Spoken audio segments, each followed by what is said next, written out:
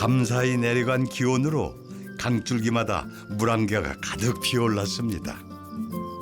아, 물안개가 아주 하얗게 포근하게 남한강을 싸고 있네요. 아, 특히 남한강 하류 쪽 탕구모의 물안개는 아름답기로 유명합니다. 중앙탑에서 남한강 물줄기 굽이 돌아 지친 숨 몰아쉴 때 어머니 품처럼 포근한 들녘 쉬어가라 손짓하네. 이곳에 이 풍광을 아마 시로 이렇게 쓰신 것 같네요. 탕구모를 끼고 있는 이 공원 산책하기 좋겠는데요. 안녕하세요. 네, 아침 운동하시네요? 반갑습니다. 예. 이곳에 사세요? 네, 여기 저 탑이 저렇게 저 탑은 무슨 탑인가요? 이게 그 우리나라의 중심이라 하면서 네. 중앙탑이라고 아, 신라 원성왕 때 네, 그 걸음걸이 폭이 똑같은 사람이 네. 그 남과 북쪽에서 걸어서 만난 지점이라고 해서 중앙이라고. 네. 우리 한반도의 중앙이라는 얘기네요. 예예. 네. 국보 제6호입니다 우리나라에. 우리나라의 중심이라니 더 가까이 가보고 싶었습니다. 참 오래된 돌이다 이게. 원래 이름은 충주 타평리 7층 석탑. 지금까지 남아있는 신라 석탑 중 가장 높다는데요. 오래전 이 탑은 인근의 가장 중요한 이정표가 됐답니다. 이 남한강을 오르내리던 이 뱃사공들이 배를 저어오다가 쉽게 발견할 수 있는 곳인 것 같습니다. 그래서 이 중앙탑을 이정표로 삼고 아마 남한강을 오르내렸겠죠. 전국 8도 중 유일하게 바다를 접하지 않은 내륙 지역에 있지만 강과 호수가 넉넉한 충주. 여러분은 충주하면 어떤 게 제일 먼저 떠오르시나요? 저는 딱 떠오르는 게 있습니다. 뽕 사과방귀. 향긋한 충주 사과죠. 이게 사과나무네. 오, 아주 저렁저렁 열려 있네요. 도심 한복판에서도 사과나무를 쉽게 볼 수 있습니다. 아직 덜 익었네. 매미가 손대지 말라고 막 울어대네. 골목길을 좀 더 걸어볼까요? 사과의 사과. 사과가 사과할 때 엉덩이로 말해요. 미안해. 엉덩이까지 내놓고 사과하는데 웃지 않을 수 있나요? 아이고 이렇게 또 문패를 사과로 해놨네. 사과를 다 집집마다 달아놨네. 골목 전체가 사과 천지인 동네. 뭔가 사연이 있겠죠? 그런데 여기가 사과가 이제 최초로 났다고 해서 여기 우리 동네가 이렇게 사과 그림이 골목에 참 정겹게 잘 그려놨죠. 충주에서 이 동네가 제일 먼저 사과를 생산했군요. 예예. 아. 그래서 여기 충주 사과가 유래된 여기 동네군요. 동네. 네. 예. 지금으로부터 100여 년 전 충주에서 맨 처음 사과나무를 심은 곳이 바로 이 동네. 그래서 곳곳에 사과 사랑이 넘쳐났나 봅니다.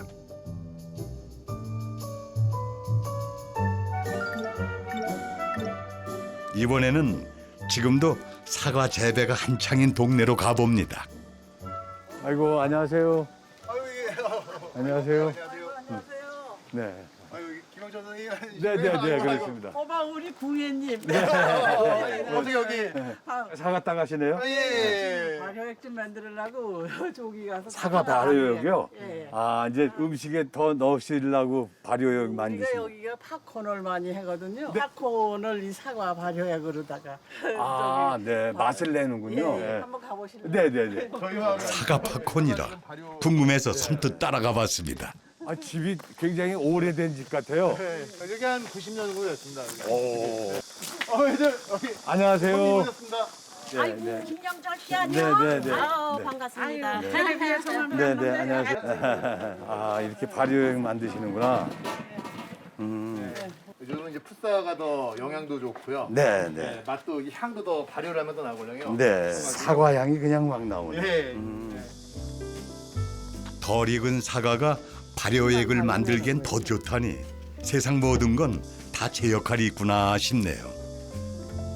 쓴맛을 내는 꼭지와 씨를 제거한 사과를 이렇게 설탕에 버무려 6개월을 두면 달달한 사과 발효액이 만들어진답니다.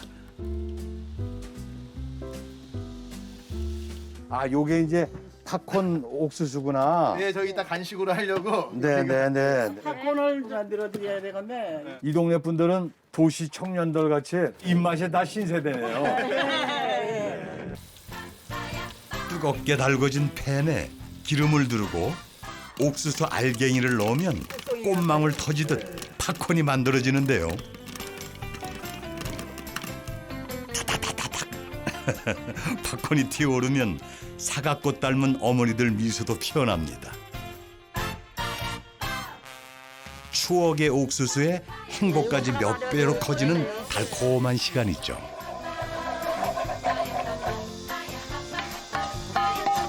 새콤달콤한 사과 발효액까지 골고루 버무려주면 세상에 둘도 없는 특별한 간식 사과 팝콘 완성입니다. 맛보시라고. 아, 감사합니다. 생전 처음 맛보는 사과 팝콘 맛이 궁금하시죠? 이 사과 발효액하고 잘 버무려져가지고 아주 달콤하면서도 맛있네요. 냄새도 고소하고. 팝콘 농사 잘해놓은 바람에 우리가 호강해요. 떡을 해 먹어요. 가을 떡. 이 떡에도 사과를 넣어가지고 이렇게 하면은 달큰한 게 좀 맛있어요. 사과 발효액 때문일까요? 자꾸만 손이 갑니다. 충주호를 발 아래에 놓고 산을 오르니까 정말 이 산세도 그렇고 참 좋다. 충주호는 담수량이 많아 육지 속의 바다라고도 불린다죠. 힘들게 올라온 보람이 있습니다. 아, 이게 돌을 분쇄했던 분쇄기 같다. 호숫길을 따라가다 특별한 동굴을 발견했습니다. 화록동굴이라고 써 있네. 규모가 꽤 커 보이는데요. 입구에서부터 심상치 않은 기운이 느껴집니다. 와, 아주 찬바람이 쏟아져 나오네요. 요 입구하고 여기 온도 차가 한 10도는 날 것 같습니다. 벌써 아주 선선해지는데요. 동굴 안으로 들어갈수록 기온은 더 내려가 한여름 이곳의 온도는 평균 11도씨라네요. 아, 이게 화록이구나. 와, 굉장히 부드럽고 온도가 굉장히 차네요. 뭐 얼음 덩어리 같아요. 활석은 곱돌이라는 이름으로도 불리는데요. 화장품과 베이비 파우더 외에도 우리의 생활 속 다양한 곳에 쓰인답니다.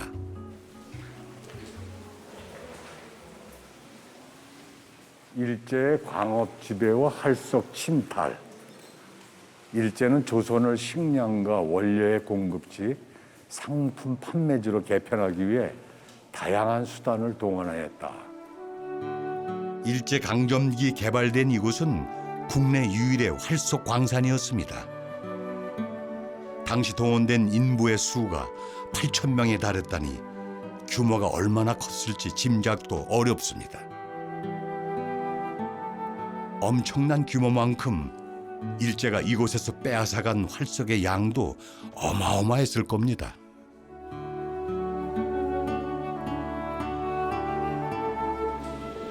시간이 흘러 채산성이 떨어진 화록동굴은 2년 전 폐광이 됐다가 올해 일반 시민들을 위한 레저 공간으로 새롭게 문을 열었다네요. 네, 안녕하세요. 야, 카약을 타시는구나. 동굴 속에서의 카약 본 적 있으신가요? 안녕하세요. 저도 도전해 봤습니다. 응. 응. 어이. 오. 야. 다 보여서 더 시원하게 느껴지네. 아, 이렇게. 그럼 출발해 보겠습니다. 야. 밖에서 볼 때보다 훨씬 규모가 큰 동굴 호수. 열심히 노를 젓는 재미가 아주 쏠쏠합니다.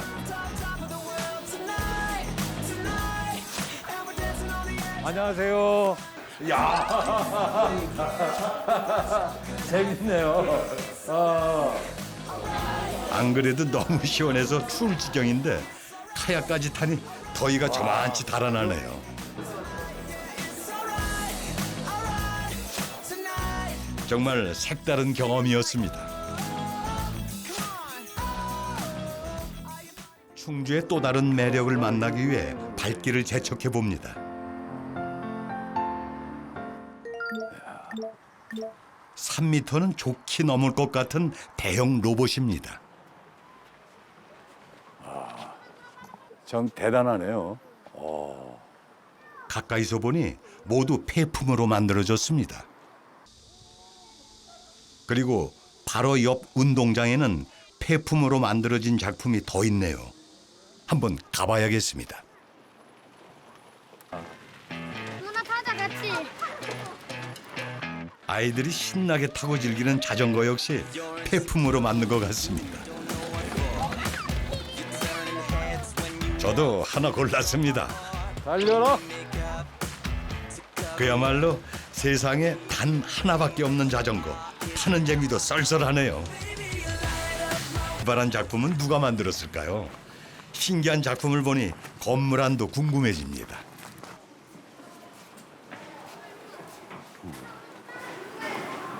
야, 참.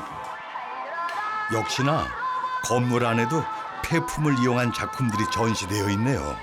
무엇보다 움직이는 로봇이 눈길을 끕니다. 안녕하세요. 안녕하세요. 네. 이 다 폐품, 예, 폐철로 예. 다 제작한 거 아니에요? 한 20년간 만들었습니다. 대단하시네요. 네. 마음껏 그냥 즐기라고 네. 이렇게 해놓으셨구나. 말춤 추는 로봇. 재밌네요. 아이들이 좋아할 수밖에 없겠습니다. 이게 마라톤입니다. 작품마다 기발한 아이디어가 번쩍입니다. 어떻게 이 정크 아트를 하시게 됐어요? 시작이? 플라스틱 재활용 기계 만드는 공장을. 네, 네. 그래서 IMF 때 네. 많이 좀 힘들어서 네. 공장을 접고 뭘 할까 좀 망설이는 가운데 그 낚시터에 그 버려져 있는 잡지에 네. 그 외국에 뭐 커다란 로봇이 빌딩 앞에 서 있는데 네. 머리에 번개가 번쩍 치면서 아 저거 만들 수 있는데 나도 그 무식했죠 제가 네. 예술이란 예자도 모르면서 네. 적지 않은 나이에 전혀 새로운 분야의 도전장을 내밀었던 오대호 작가.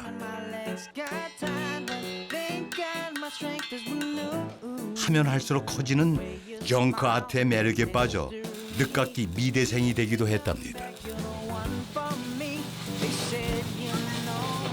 다른 데 보면은 뭐 손대지 마시오 만지지 마시오 그럼 상당히 뭐 만지기면 혼나잖아 아이들이. 근데 여기는 너희들만 다치지만 마라 다 망가뜨려도 괜찮다. 아이들과 부모님이 함께 재밌게 하루를 운동하고 웃다 갈 수 있는 곳 뭐 그런 곳이 뭐 됐으면 좋겠습니다. 오늘도 아이들이 좋아할 새로운 작품을 만들기 위해 폐품과 사랑에 빠져 있는 오대호 작가. 그의 열정에 박수를 보냅니다. 기분 좋은 이 동네를 조금 더 걸어볼까요? 아이고, 안녕하세요. 안녕하세요. 안녕하세요. 안녕하세요. 뭐 하고 계세요? 뽕을 따고 있어요. 뽕잎이요. 뽕잎이요? 예. 아, 이게 뽕나무예요? 이게 뽕나무. 이 뽕나무를 뭐 하시려고요? 옛날에는 이걸 누에 기르느라고 안 따먹었는데 네, 네. 지금은 이제 몸에 좋다라니까 이거를 밥해 먹고 나물도 해 무치 먹고. 아, 전 또 뽕잎밥 한다는 건 또 처음 들어보네요. 안녕하세요. 아, 예, 예. 아이고 선생님도 오시네. 아이고, 어서 오세요. 안녕하세요. 예. 네, 아이고. 아이고 여기서 선생님이 참 저희 집에다 오시고. 뽕잎밥을 잘한다고 그래서요. 아이고, 맛있게 잡수. 아이, 감사합니다. 안녕하세요. 선생님 오셨어. 갑자기 이렇게 네, 많이 장을 담그셨나 봐요. 시어머니 때부터 내려오던 시간장도 있고요. 네, 예, 네. 오래된 된장도 있고요. 살림만 하던 안주인이 밥집을 하겠다고 용기를 낼 수 있었던 건 시어머니께 물려받은 장 때문이었다는데요. 오래전부터 마을에서 자주 해먹었다는 뽕잎밥도 이 집에 된장과 간장이 있어 빛을 발할 수 있었답니다. 당연히 복잡한 레시피도 양념도 필요 없는 거죠. 결혼해서 오니까 이제 시어머니 때부터 이거를 밥도 많이 해서 드시더라고요. 근데 되게 부드럽고 맛있더라고요. 제가 이거 해먹으니까. 그래서 이제 뽕잎밥 한 가지 해자 그래가지고 뽕잎밥 한 가지 계속 해먹게 됐어요. 살짝 데친 뽕잎을 시간장에 조물조물 묻힌 뒤 불린 쌀에 올려주기만 하면 완성되는 뽕잎밥.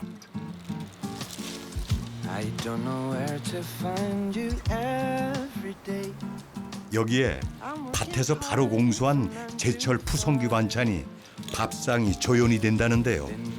이때도 특별한 양념은 들어가지 않습니다.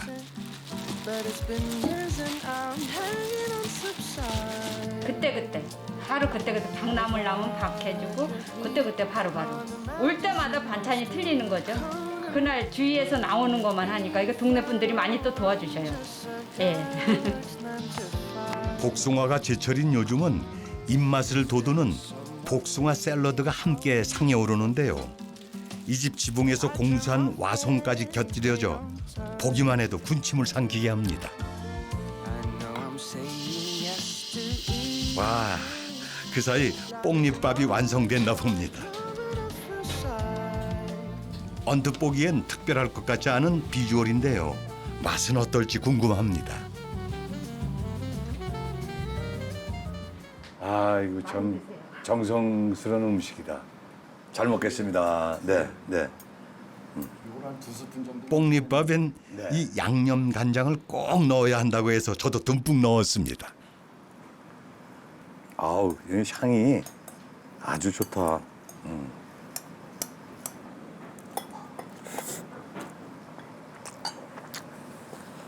저절로 미소가 지어지는 그야말로 말이 필요 없는 맛이네요. 뽕잎이 혀에 엉기는 그 느낌이 참 좋네요. 그리고 씹히는 것도 굉장히 보드럽네요. 아, 맛있다. 재료 하나하나에 신선함이 느껴집니다. 그거 앞에 나물에서 조금 써. 야. 전부 다 우리 뜰에 있는 거예요. 밥이 보약이라는 말, 이 집 밥상에서 실감했습니다. 집안 대대로 내려오는 귀한 것들을 함께 나누고 싶어 밥집을 열었다는 부부. 소박하지만 깊은 맛이 살아있는 자연 밥상엔 부부의 진심이 가득 담겨 있습니다.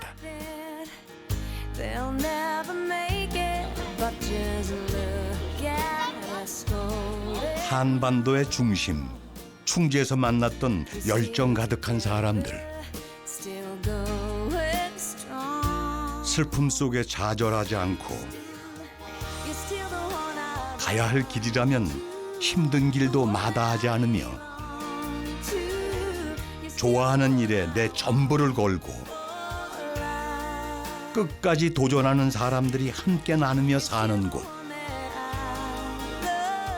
충주엔 여전히 뜨거운 마음들이 살아 있습니다.